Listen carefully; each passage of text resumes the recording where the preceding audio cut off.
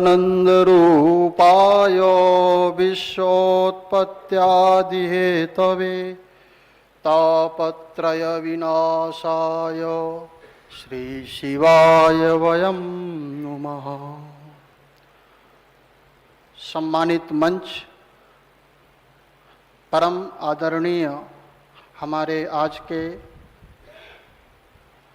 मंच के महान विभूतियों में से महामंडलेश्वर स्वामी सतगुरु जन्मेजय जी महाराज और अयोध्या से पधारे हुए जगत गुरु स्वामी ओमकारेश्वरानंद जी महाराज और तमाम हमारे महान विभूतियों को हमारे सभी के चरणों में हमारा सत सत कोटि कोटि नमन। और परम आदरणीय राजयोगी इस मंच के इस कार्यक्रम के अध्यक्ष हमारे परम आदरणीय ब्रजमोहन भाई जी को भी हमारा सत सत नमन। और हमारी ममतामयी करुणामयी हमारी आशा दीदी को, जो जिन्हें हम जगदम्बा भी कहें तो भी अतिशयोक्ति नहीं है, आपको हमारा सत सत नमन। और जहाँ तक हमने देखा अभी गीता पर आखिरी में हमको परमात्मा ने मौका दिया है और हमें इस चीज़ का दुख भी है और एक प्रकार से हर्ष भी है। शिव बाबा भी ऊपर से देख करके ये कार्यक्रम हंस रहे होंगे कि शिव बाबा को शिव बाबा के बच्चे तरह तरह से सिद्ध करने की कोशिश कर रहे हैं, है ना। तो हमारे सभी मनीषियों ने, सभी विद्वानों ने अपनी अपनी मत कही, हमारे लिए कुछ बचा नहीं है। गीता पे सारे पहलुओं को सभी ने छू लिया है। और लेकिन जो मुख्य विषय आज का है कि निराकार परमात्मा नाम रूप से न्यारा नहीं, उसका नाम रूप से सबसे न्यारा है।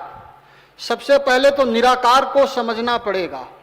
निराकार का मतलब क्या? निर्गतः आकारः यस्य सा निराकारः। निराकार का अर्थ ये नहीं है कि जिसका कोई आकार ही नहीं। निराकार का मूल अर्थ है जिससे सब आकार निकले हों, जो क्रिएटर है, रचयिता है। निराकार यदि हम कहेंगे उसको तो फिर उसकी जो रचना है वो भी निराकार होगी, क्योंकि निराकार से निराकार ही निकल सकता है। तो परमात्मा यदि निराकार है तो परमात्मा ने जिस सृष्टि को बनाया वो भी निराकार होनी चाहिए, किंतु वो सृष्टि तो पूरी तरह सबको दिखाई दे रही है। फूल हैं, नदियां हैं, तालाब हैं, पशु हैं, पक्षी हैं, पांचों तत्व स्पष्ट रूप से दिखाई दे रहे हैं। इसका अर्थ यही है कि वो भी आकार में है, लेकिन तत्वों में जैसा नहीं है, हमारे जैसा नहीं है। अभी एक बार जब हम ब्रह्मा कुमारी आश्रम आए तो एक 20 साल की बच्ची थी, उसने हमसे प्रश्न किया कि हम नहीं मानते कि भगवान है। पहले हम जानते नहीं थे कि ये ब्रह्मा कुमारी आश्रम से है, तो उसने बड़ा अजीब तरह से प्रश्न किया घुमा करके। वो हमसे सत्य पूछना चाहती थी। उसने कहा कि हम नहीं मानते भगवान है। तो हमने कहा ऐसी बात कैसे कह सकते हैं आप कि भगवान नहीं है? तो बोले कि आप प्रमाण दीजिए कि भगवान है। हमने कहा कि आप अपने को मानते हो कि आप हो? तो उसने कहा हाँ, अपने को तो हम मानते हैं। तो हमने कहा कि यदि आप अपने को मानते हो तो आपके पिताजी भी होंगे, उनको भी मानते हो कि वो भी हैं? तो बोले हाँ हम मानते हैं। हम बोले किस आधार पे आप मानते हो कि आप हो और आपके पिताजी ये हैं? बोले हमारा रूप उनका रूप मिलता है, हमारे गुण उनके गुणों से मिलते हैं, हमारा डीएनए मिलता है, तब हम मानते हैं कि ये हमारा पिता है और ये हमारी माँ है। हमने कहा कि इसी सूत्र का आधार ही आपके प्रश्नों का उत्तर है। आप शरीर के माता पिता को उनके डीएनए, उनके रूप, उनके नाम से मानते हो, तो शरीर को कौन पैदा किया? शरीर को भी कोई शक्ति है जो चला रही है, वो कौन है? तो उसने कहा कि हम नहीं जानते। हमने कहा कोई तो है ना कि चला रही है? तो उसने कहा हाँ है तो कोई जरूर, इसको तो हम मानते हैं। हम बोले उस शक्ति को जो पैदा किया है, जिस शक्ति से आपका शरीर खड़ा है, उस शक्ति को जो शक्ति देने वाला सर्वशक्तिमान है, वही तुम्हारा बाप है, वही तुम्हारा पिता है। तो उसने अपना परिचय दिया, बोले यही बात आप सबको बता सकते हैं क्या मंच से? हमने कहा अभी नहीं, मौका मिलेगा तो जरूर बताएंगे, क्योंकि सारा झमेला इसी बात पर है, हम खुद को नहीं जानते, खुदा के बारे में बात करने चल दिए। हम खुद को ही नहीं पहचानते, मैं कौन हूं। सबसे बड़ा अद्भुत रहस्य, सबसे गुह्य बात एक ही है। सारे धर्म, वेद, पुराण, कुरान, उपनिषद, दर्शन, जितने भी ग्रंथ हैं, इतने ग्रंथ हैं कि ये हाल कई हाल भर जाएंगे, ग्रंथों की कमी नहीं है। इतना ग्रंथ किस पर लिखा गया? एक परमात्मा को जानने के लिए और आत्मा को जानने के लिए। अभी भी ग्रंथ पर शोध किए जा रहे हैं, जितने भी विद्वान आ रहे हैं वो लिख रहे हैं अपनी तरीके से, लेकिन कोई नहीं समझ पा रहा कि मैं कौन हूं। जिस दिन ये पहेली, जिस दिन ये रहस्य का उद्घाटन हो जाएगा, उसी दिन सारा विश्व एक सूत्र में बंध जाएगा। फिर किसी को ये बात करने की जरूरत ही नहीं पड़ेगी कि परमात्मा निराकार है या साकार है। क्षमा करेंगे, हमारी बात थोड़ा सा सत्य बोलने की आदत है, और जो चीज हमको सही लगती है उसको बोलने में हम डरते नहीं, चाहे वो ब्रह्मा कुमारी की बात हो, चाहे किसी कुमारी की बात हो। हम स्पष्ट हैं, स्पष्टवादी हैं। और जहां तक अभी एक हमारे स्वामी जी चले गए, यतीन्द्रानंद जी, उन्होंने एक बड़ी सी बात कही, हमको अभी अभी स्मरण आया। उन्होंने ये कहा कि राम राज्य, ये सारा प्रोग्राम राम राज्य के लिए रखा गया है, और राम राज्य तब आएगा जब रावण मरेगा। रावण कहां बैठा है?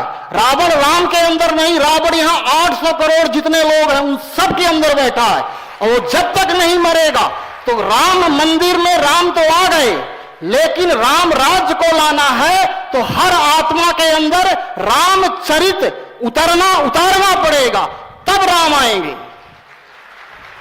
अब वो रामचरित तब अंदर आएगा जब सब हम जानेंगे हु एम आई, मैं कौन हूं।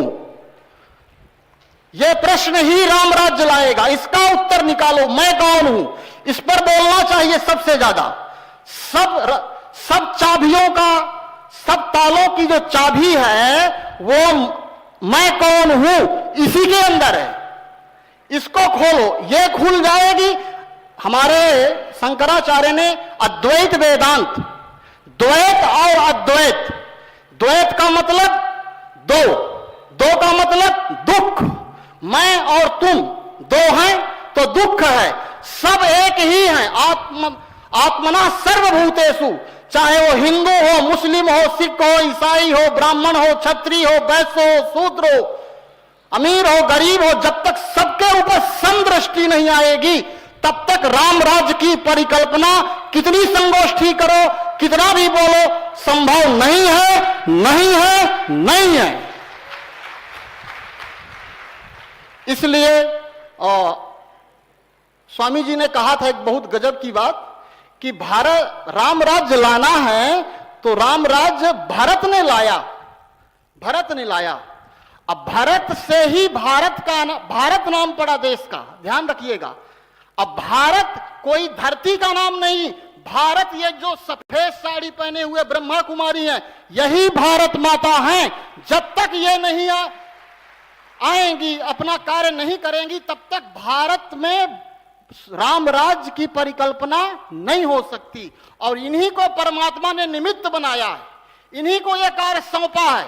यही महिषासुर मर्दनी है, रावण को ढूंढ ढूंढ करके मारेंगी। अभी तक हमने देखा है ब्रह्मा कुमारी आश्रम की जो बहनें हैं, हमने तमाम साधु संतों को 3000 संप्रदाय हैं। हम तो ये कहते हैं कि ब्रह्मा कुमारी को संप्रदाय ना कहें, संप्रदाय शब्द इसके लिए छोटा पड़ेगा, क्योंकि जिसकी रचना स्वयं परमात्मा ने की हो, जिसका फाउंडेशन, जिसका क्रिएटर डायरेक्टर स्वयं परमपिता परमात्मा, वो छोटी मोटी संस्था थोड़ी अपनाएगा। बड़ी बात समझने की है। तो हमने ब्रह्मा कुमारी बहनों को देखा कि वो गली गली जाती हैं, गली गली से लोग नहीं निकलते तो घर में घुस जाती हैं। ऐसी हिम्मत किसी संस्था के, किसी संप्रदाय के, किसी धर्म के लोगों में हमने आज तक नहीं देखी। इतनी हिम्मत, और हिम्मत देने वाला कौन है? स्वयं महाकाल सर्वशक्तिमान। उसी के बल पर यह किसी से नहीं डरती। ऐसी मात्र शक्ति भारत माता को हमारा कोटि कोटि अभिनंदन, सत सत प्रणाम है। और हम ये बात बड़े गर्व से कहते हैं, डरते नहीं हम। ये बड़े गर्व से कहते हैं, हम रामानुज संप्रदाय से हैं। और हमको एक बार अभी कटनी में हम इसी सम्मेलन में थे, तो एक महाराज जी ने हमसे कहा कि थोड़ा सा धीरे बोला करें। हम बोले ऐसा है कि जो बात पहले तो हम मानते नहीं, पहले उसकी गहराई पे जाते हैं और जानते हैं, और यदि जान लिए हमें बात जच गई तो फिर शिव बाबा भी कहे कि रुक जाओ तो रुकने वाले नहीं हम। इसलिए हम तमाम अपने साथी जो हमारे अयोध्या से आए हैं, अखंडानंद जी, ओमकारानंद जी, उन्होंने बड़ी गजब की बात कही। उनकी बात हमारे दिल को छू गई कि जब तक उन्होंने बड़ी सुंदर अपनी अनुभव की बात बताई कि उन्होंने अनुभव किया कि उनको कोई दिखा। वो कौन दिखा? कोई उन्हें अन्य कोई दिखा नहीं, यही भारत माता जो बैठी है सफेद साड़ियों में, इन्हीं का उन्होंने महिमा गाया है। आप लोगों ने ध्यान दिया होगा, उन्होंने इन्हीं माताओं की ही महिमा गाई है। तो परमात्मा अपना कार्य करा रहा है और एक अंगुली से कोई चीज उठाई नहीं जा सकती। मुट्ठी बंद होगी तभी कोई चीज उठाई जा सकती है। और हम सब जब एक होंगे, और एक मत तभी होंगे जब हम अपने को ये छोड़ दें कि हम किस जाति के हैं, किस धर्म के हैं, किस संप्रदाय के हैं। एक संकल्प होगा तभी एक परिवार होगा। वसुधैव कुटुंबकम की जो परिकल्पना हमारे महात्मा गांधी और हमारे परमपिता परमात्मा शिव बाबा ने, गीता ज्ञानदाता परमात्मा ने जो वसुधैव कुटुंबकम की परिकल्पना की है, वो तभी साकार होगी जब आत्मवत् सर्वभूतेषु, यही मंत्र है, महामंत्र है। इससे बड़ा कोई मंत्र नहीं। जब तक हम सब, वस्त्र हमारे अलग हो सकते हैं, विचार हमारे अलग हो सकते हैं, घर हमारा अलग हो सकता है, लेकिन हमारा बाप, हमारा जन्म देने वाला पिता, वो दो नहीं हो सकता। वो एक है, एक था, एक ही रहेगा। उस एक को सिद्ध नहीं करना, सिद्ध करना है खुद को। परमात्मा को सिद्ध ना करें, अपने को सिद्ध करें, मैं कौन हूं। वो तो सिद्ध ही है, वो तो सत्य ही है, उस पर कोई लेप छेप लगा नहीं सकता, किसी तरह भी कोई बोले।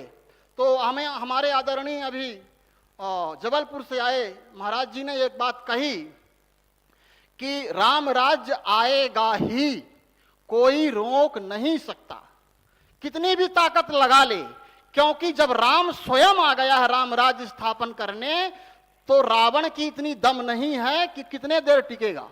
अब फिर वो एक साथ नहीं, अभी किसी ने कहा परमात्मा दिखता नहीं, हमने कहा उसके इतने हाथ, जो यही तो हैं हाथ जो दिख रहे हैं। कैसे है? आपको देखो, आंख खोलो, अच्छे से देखो, वही है। शिव ही शक्ति के रूप में उतार लिया है और वो अपने शक्ति के रूप में काम कर रहा है। जिसे अपनी आत्मा दिखाई दे गई, उसको उसकी शक्ति स्पष्ट दिखाई देगी। हमें चारों तरफ उसकी भुजाएं ही दिखाई दे रही हैं। वही है, वही इस कार्यक्रम में यहां पर सबसे बड़ी अध्यक्षता कर रहा है। नहीं दिखता है तो उसमें हमारी आंखों का दोष है। I am sorry. और राम राज्य हम ये मंच से कह रहे हैं, और हम तमाम अपने कथावाचक, अभी एक वक्तव्य सुन रहे थे चैनल में, कृष्णचंद्र ठाकुर जी भागवत के बहुत बड़े कथा वक्ता हैं, उन्होंने 1400 कथाएं कम से कम की हैं। उन्होंने ये कहा, किसी ने उनसे पूछा कि अभी लोग कह रहे हैं कि कलयुग का विनाश होने वाला है, आप इसके बारे में क्या कहते हैं? तो उन्होंने यही कहा कि अभी कलयुग जो है, अंगूठे का, पैर का अंगूठा का नाखून बराबर तो आया है, अभी तो कुछ भी नहीं है। 5,04,000 वर्ष मतलब क्या, कुछ भी नहीं। हम ये कहते हैं कि मान लेते हैं शास्त्र में जो लिखा है वो जिसने भी लिखा, जैसे भी लिखा, ठीक है, किंतु यदि हमारे आंख में दिखाई कम देने लगा, पैर हमारे कमजोर पड़ गए, कान में कम सुनाई देने लगा, बाल पक गए, तो ये बुढ़ापे की निशानी है कि जवानी की निशानी है? चारों तरफ एक आत्मा ऐसी नहीं है जिसका मन काम, क्रोध, लोभ, मोह, अहंकार से भरा ना हो। चारों तरफ आप आंख उठा के देखो, न्यूज़पेपर खोलो, टीवी खोलो, चारों तरफ ये संकेत दे रही है प्रकृति कि अब प्रकृति बुढ़ी हो गई है, एकदम मरणासन्न हो गई है, हम ही ने बिगाड़ा है। अभी भी हम सोच रहे हैं कि अभी 4,32,000 आएगा तब खेल खत्म होगा, तब तक में तो पता नहीं क्या से क्या हो जाएगा। इसीलिए हम तमाम अपने साधु संत महात्माओं का, अपने गुरुजनों का, अपने महापुरुषों को ये विनम्र निवेदन करते हैं कि जो बात यहाँ हमने अनुभव की है, ये सभी अपने शिष्यों को, अपने फॉलोवर्सों को बताना होगा कि आत्मवत् सर्वभूतेषु, परमात्मा आ चुका है, नहीं दिखता है तो थोड़ा सा देखने की कोशिश करें। ये बाहर के अंतर्मुखी हो, बाहरमुखी से वही दिखेगा, उसके अलावा कोई दिख ही नहीं सकता। इसलिए अब समय का अभाव है, बहुत देर से कार्यक्रम चल रहा, सभी बच्चे भूखे हैं बाबा के, इसलिए हम ज्यादा समय नहीं लेंगे। आप लोगों का कोटि कोटि धन्यवाद।